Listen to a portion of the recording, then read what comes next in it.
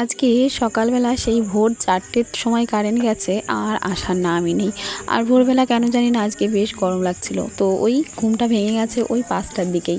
আমার আগেই অবশ্য মা আর বাবা উঠেছে ওই বালি চালার জন্য। তো যাই হোক, সকাল সকাল উঠে পড়েছি, সকাল সকালে কাজবাজ কমপ্লিট। দেখতেই পেলে থালা বাসন মাজা হয়ে গেছে। আর মা ওদিকে আর কি উনুনটা আমাদের যেটা রান্না করেছি কালকে, আর সেটা আবার আজকে একটু রান্নাবান্না হবে। তো ভাবলাম যে ওই উনুনটা একটু জ্বলতে সমস্যা হচ্ছে, তো মাকে বললাম যে একটু মাটি টাটি সব কিছু আর কি করে দিতে, ছেঁচে দিতে। তো সেটাই করছিল, আর আমি ওদিকে ঝটপট ব্রাশ করে স্নান করে এসেই পুজোটা দিয়ে নিয়েছি। আর এদিকে মিঠি দেখো বসে খেলা করছিল। আর অনিমিকাকে তো আগেই বলেছিলাম যে ফোন সকাল সকালে চলে আসতে, তো ও চলে এসেছে। আর ওদিকে কিন্তু আজকে মিস্ত্রিরাও সকালবেলা চলে এসেছে। মিঠিকে ওই কোনো মতে রেডি করে দিয়েছি, ওরাকে এখনও খাওয়ানো হয়নি, ও এখন বসে বসে খেলা করছিল। তো এদিকে আমি চলে এসেছি এই যে চা বানিয়ে নিতে। চার জলটা আগেই বসিয়ে দিয়ে গেছিলাম, তো চাটা হয়ে গেছে, তো সবাইকে দিয়ে দিয়েছি। আর আমরা এই যে এখন একটু খেয়েও নিলাম চা।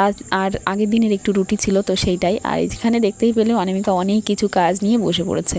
আর এই যে মা এখানে কি করছে জানো, এখানে ওই আমাদের একটা বড় কড়াই আছে, তো সেইটাই খোঁজাখুঁজি চলছে। অ্যাকচুয়ালি আমাদের ঘরেতে এখন জায়গা কম, অনেক কিছু জিনিসপত্র অনেক জায়গায় রেখে দেওয়া হয়েছে, সেগুলো এখন অনেক কিছু খুঁজে পাই না। আর কি রান্নাঘরে চলে এসেছি, ভাত হয়ে গেছে, ওদিকে আলু কেটে দিয়েছে অনামিকা, বেগুন কেটে দিয়েছে, সেইগুলোই। আর আজকে তোমাদের সঙ্গে কথা বলার একটুও সময় নেই, এইভাবেই আর কি ভিডিও করছি। তো যাই হোক, হ্যালো এভরিওয়ান, গুড মর্নিং। কেমন আছো তোমরা সবাই? আশা করি সবাই খুব ভালো আছো, আর আমরাও ভালো আছি। আর আজকে হচ্ছে এই যে এত কিছু রান্নাবান্নার কারণ একটাই, আজকে হচ্ছে মিস্ত্রিরা আমাদের বাড়িতে খাওয়া দাওয়া করবে, তো সেই কারণে। তো এখানে সমস্ত কিছু গুছিয়ে নিয়েছি। এদিকে মা মাছ কেটে দিয়েছে, বাটা মাছ, তো সেইগুলোই নুন হলুদ মেখে একদম ভাজা ভাজা করে নিয়েছি।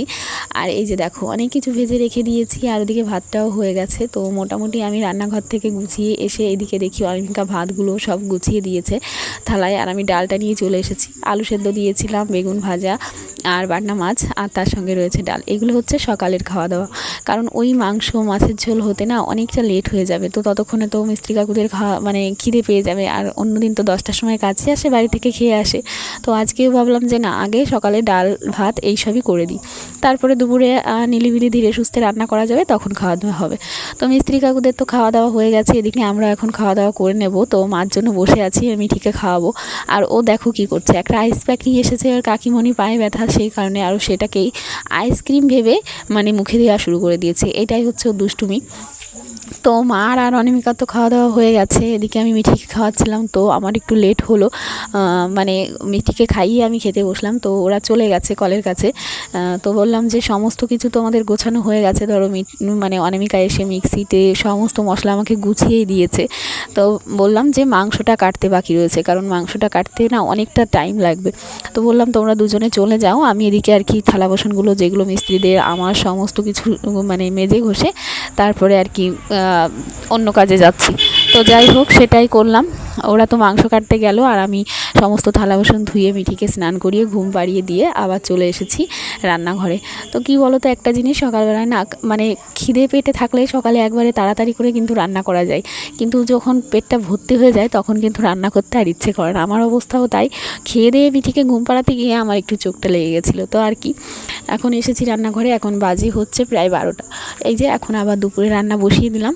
তো এখানে আমি প্রথমে এই যে কালো জিরে ফোড়ন দিয়ে পোস্ত আর সর্ষেটাকে একটুখানি কষিয়ে নিয়েছি, তার সঙ্গে একটু আদা জিরে দিয়েছি। আর সর্ষেটা আমি পুরোটা দিইনি, কারণ ওটা আমি ঝোলে দিই। তো এখানে হবে হচ্ছে বাটা মাছের সর্ষে পোস্তর ঝোল। তো সেটার জন্যই এখন মশলাটাকে একটু কষিয়ে নিয়ে তারপরে সামান্য একটু ঝোল দিয়ে আর কি যতটুকু মাছে আর কি লাগবে। মোটামুটি আমাদের মিস্ত্রি রয়েছে 6 জনা, আমরা বাড়ির কজন, আর বলেছি হচ্ছে আমার ভাইকে, অনলিকনকে, মামাকে, এই আর কি টুকটাক আমরা কয়েকজন। তো সেটাই, এই যে ঝোলটা ওদিকে ফুটছে, আর এই যে এদিকে আমি কিন্তু সর্ষেটা বেটে নিচ্ছি। আর একটা কথা যেটা বলবো তোমাদের, সেটা হচ্ছে সকালে তোমাদের দেখিয়েছিলাম যে মা উনুনটাকে ওই যে একটু মাটিগুলো ছাড়িয়ে দিয়েছে।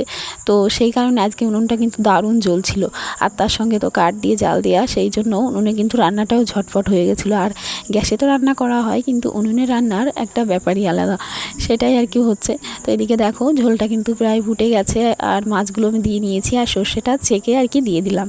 তো এখন এটা প্রায় হয়ে গেছে, আমি একটু নুন আর কি দেখে ঠিকঠাক আছে নাকি আর কি ঝোলটাকে নামিয়ে নেব। মিস্ত্রিদের খাওয়া দাওয়ার কথা ছিল যখন কাঠের সেন্টারিংয়ের কাজ হচ্ছিল তখন, কিন্তু ওই আর কি হেড মিস্ত্রি কাকুটা আসতে দেরি করছিল আর কি, ওনার অন্য জায়গায় কাজ ছিল। এবার উনি যেহেতু বলেছে আর কি খাওয়া দাওয়ার কথা, তো সেই কারণে ওনাকে রেখে আর কি অন্য মিস্ত্রিরাও খাওয়া দাওয়া করতে চাইছিল না। এই করে করে আর কি লেট হলো, নয়তো 2-3 দিন আগেই আর কি হয়ে যেত। তো যাই হোক, আজকে হচ্ছে, এটা কালকে হতো, কিন্তু কালকে শনিবার ছিল যেহেতু কালকে উনি আসেনি। আর তারপরে ওই হেড মিস্ত্রি কাকুর মানে বাড়ির যে আছে লোক একজন, কি হয় একটা জানি না আমি সঠিক, তো তার একটু হাত ভেঙে গেছে নাকি, তো সেই কারণে কালকে কাজে আসতে পারিনি। তো সেই কারণে আজকে হচ্ছে, আর কালকে হয়তো হতো না কারণ শনিবার ছিল। তো যাই হোক, এদিকে তো ওটা আর কি তরকারিটা নামিয়ে নিলাম, আর এবার কড়াইটা সুন্দর মতন ধুয়ে মুছে নিয়েছি, আর তারপরে আমি মাংসটা বসিয়ে দেবো। আর তোমরা মাংসটা দেখে অবশ্যই তোমরা বুঝতেই পারবে যে কী মাংস, আমি সেটার নাম বলছি না। এর আগেও আমাদের বাড়িতে হয়েছে, হ্যাঁ আমাদের বাড়িতেই মাংসটা হয়।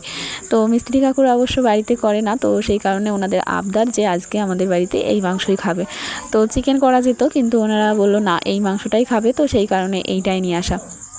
তো এই হচ্ছে ব্যাপার। মা কিন্তু সামনে থেকে আমাকে অনেক কিছু আজকে গুছিয়ে দিয়েছে, ওদিকে অনিমিকাও তো সব কিছুই গুছিয়ে দিয়েছে, কারণ একটু ওরা হেল্প না করলে আমি কিন্তু এত তাড়াতাড়ি আর কি রান্নাবান্না করতে পারতাম না, কারণ ওই মিঠিকে নিয়ে ও তো বারে বারে আসছেই, তো সেই একটা ব্যাপার রয়েছে।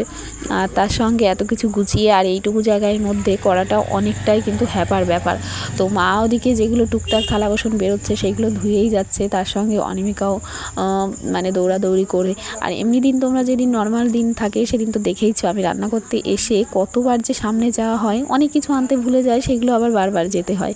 তো এই হচ্ছে ব্যাপার। মা এসে কী যেন কথা বলছিল, আমি সেটারই মানে উত্তর দিচ্ছিলাম আর কি একটা বলছিল, যাই হোক, তো সেই কথাই বলছিলাম। আর এদিকে দেখো আমি একদম তেলের মধ্যে সর্ষে শুকনো লঙ্কা ফোড়ন দিয়ে নিয়েছি, আর এখন পেঁয়াজটাকে কিন্তু সুন্দর মতন ভেজে নেব। আর মশলাটা একদম অনিমিকা সব কিছু একসঙ্গে করে দিয়েছে আর কি, যেমন জিরে, আদা, রসুন, পেঁয়াজটা আমি কুচিয়ে নিয়েছি। অন্যদিন আমি এটাও একটু মিক্সিতে দিয়ে ঘুরিয়ে নিই, কিন্তু আজকে ওই কেটেই দিলাম। তো যাই হোক, পেঁয়াজটা একদম লালচে লালচে করে ভেজে নিয়েছি, আর তারপরে আমি মশলাটা আর কি বাকি মশলাটা দিয়ে দিলাম। তারপরে শুকনো লঙ্কা বেটে নিয়েছিলাম আর কি, মিক্সিতে আর কি করে দিয়েছিল, তো সেইটাও দিয়ে দিলাম।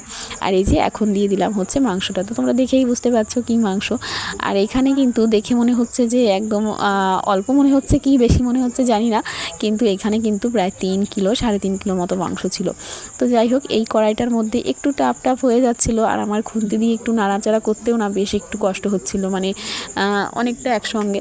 তো আমি পরে কি করলাম, যে পাশে আরেকটা কড়াইতে কিন্তু দুপাশে আমি হাফ হাফ করে বসিয়ে দিয়েছি, যাতে নাড়াচাড়া করতেও সুবিধা হয় আর কষানোটাও কিন্তু ভালো হয়। তো এদিকে অনেকটা টাইম নিয়ে আমি মানে কষিয়েছি প্রায় আধা ঘন্টা ধরে। তো তারপরে আর কি ঝোলটা দিয়ে দিলাম, আর ঝোলটা দিয়ে তারপরে তো আবার অবশ্যই মানে অনেকটা টাইম ধরে আর কি একটু ফুটিয়ে নিতে হবে, কারণ মাংসটা ভালো করে সেদ্ধ হওয়ার ব্যাপার রয়েছে।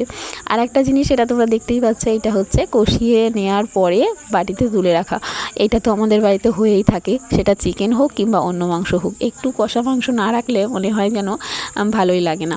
তো এদিকে এখনও কিন্তু আমার কষানো চলছে, আমি বলেই ফেললাম আগে থেকে যে আমি ঝোল দিয়ে দিচ্ছি, না এখনও কিন্তু দেয়া হয়নি। আর এদিকে মা এসে একটুখানি ভিডিও করে দিচ্ছিল ওপর থেকে ধরে, কারণ আমার তো ওই যে বড় স্ট্যান্ড নেই, এই একটুখানি ছোটো স্ট্যান্ডের মধ্যেই করি, তো মাঝে সাঝে মাকে একটু ফোনটা ধরিয়েই দিই। আর আজকে তোমরা আমার গলার ভয়েসটা শুনতে একটু তোমাদের অসুবিধা হতে পারে, তোমরা বুঝতেই পারছো। হ্যাঁ, একটু গলাটা কেমন ধরে গেছে, কারণ ওই সকালে তো স্নান করে পুজো দিয়েই রান্নাঘরে এসেছি, আর রান্নাবান্না করতে এসে এত গরম লাগছিল। আজকে অবশ্য ওয়েদারটা একটু মেঘলা ছিল, কিন্তু গরমটা কিন্তু বেশ ছিল আর কি, মানে বেশিই ছিল। তার সঙ্গে উনুনের পাশে বসে রান্না করা, গরম তো লাগবেই। তো সেই কারণে আবার স্নান করে নিয়েছি রান্নাবান্নার শেষে, তো সেই কারণে আমার একটু গলাটা বসে গেছে।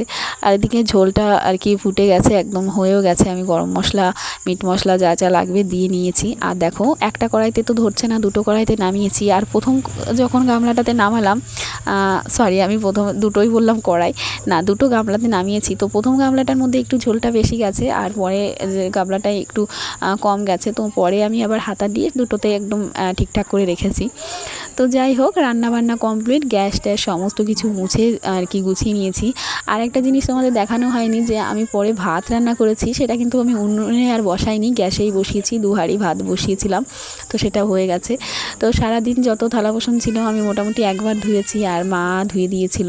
আর এখন এই যে শেষে বড় কড়াইটা রয়েছে, তো সেটা আমি নিজেই ধুয়ে নিচ্ছি। তো আর কি কালির কড়াই, হাতটা একদম শেষ কালো কালো হয়ে গেছে। কিন্তু তাও তো মেজে ঘষে নিলাম। আর এইবার হচ্ছে আমার স্নানের পালা। এইটা না হওয়া পর্যন্ত আমি যেন গরমে হাঁসফাঁস করছি। তো ওইদিকে টাইম প্রায় 2টো হয়ে গেছে, আর মিস্ত্রিদের কিন্তু খাওয়া দাওয়ার টাইমও হয়ে গেছে।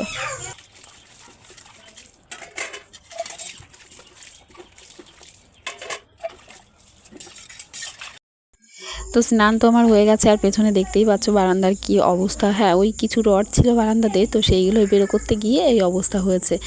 আর এইদিকে দেখো মা স্নান করতে যাবে জন্য জামা প্যান্ট বলছি, সরি, শাড়ি কাপড় যাই হোক নিয়েছে, কিন্তু স্নান করতে যাওয়া আর হয়নি। তো এইদিকে দেখো জলদি দেখিয়ে দিই আজকে রান্নাবান্না। এখানে রয়েছে ভাত, তো এটা একটা সুতির কাপড় দিয়ে আর কি ঢেকে দিয়েছি। আর এখানে রয়েছে মাংস, তো 2টো গামলাতে ছিল, তো এইটাতে একটা, এটা দিয়ে আগে খেতে দিয়েছি আর কি। দেবাশিস চলে গেল খেয়ে দোকানে। তো এইটাতে রয়েছে ওই যে কষা মাংস রেখেছিলাম সেইটা, আর এইখানে রয়েছে ডাল, আর এইখানে রয়েছে হচ্ছে তোমাদের সর্ষে পোস্ত, যেইটা বাটা মাছ দিয়ে করেছি সেইটাই। আর দেখো উপর থেকে একটু কাঁচা লঙ্কা দিয়ে দিয়েছিলাম। তো যাই হোক, এইখানে রয়েছে হচ্ছে আজকের মাংস। তো দেখো কেমন লাগছে দেখতে, খেতে কিন্তু বেশ ভালোই হয়েছিল। মিস্ত্রিরাও বলেছে বেশ রান্নাটা বেশ ভালোই হয়েছে। তো যাই হোক, রান্নাবান্না তো কমপ্লিট, সবাইকে এবার খেতেও দিয়ে দিয়েছি। তো মোটামুটি সবার খাওয়া দাওয়া হয়ে গেছে। তো মাকে বললাম যে আমরা তো রোজ দিয়েই থাকি, তো সব দেওয়াও হয়ে গেছে, কিন্তু তুমি যাও একটু মাংস দেখিয়ে নিয়ে আসো, যে বৌমারা তো দিল কিন্তু শাশুড়ি তো দেয়নি। তো যাই হোক, মা সেটাই একটু দেখাতে গেছে, আর আমি এখানে দাঁড়িয়ে আর কি দেখছিলাম যে কীভাবে দিচ্ছে, কারণ মা অনেকদিন খেতে টেতে দেয় না, তো ওনার অভ্যাসটাকে তেমন নেই। তো তাও আজকে গেছে। আর ওদিকে অনেক বিট্টু, লিখন ওরা এসেছিলো, মামা এসেছিলো, খেতে দিয়ে দিয়েছি সবাইকে। তো আর এখন বাকি আছে আমরা বাড়ির কয়েকজনা, আর বাবা এখনও আসেনি, আসছে আর কি। আর এদিকে দেখো বৃষ্টি হয়ে যাচ্ছিলো, দুপুর থেকেই একটু ছিটে ফুটা উঠছিল, তো অনেক জামা প্যান্ট ছিল, তো সেইগুলোই আর কি এখন এই যে খাটের স্ট্যান্ডের মতো দিয়ে দিচ্ছি। তো সারা বছর তো আমাদের এটা চলতেই থাকে, বর্ষার তো আর শেষ নেই, হয়েই চলেছে। তো ভাবলাম ভাদ্র মাসটা ভালো যাবে, দেখো কিন্তু এখন কিন্তু শুরু হয়ে গেছে। তো জামা প্যান্টগুলো তো মেলে দিলাম। তো আর কি, সকাল থেকে তো ব্লগটা শুরু করেছি, আর আজকে তো সারাদিন রান্নাঘরেই কাটিয়ে দিলাম, তো সেই ভিডিওটাই তোমাদের সঙ্গে শেয়ার করলাম। তো যাই হোক, কেমন লাগলো অবশ্যই জানিও। আর আজকের মতন এইটুকুনই। তো সবাই ভালো থেকো, সুস্থ থেকো।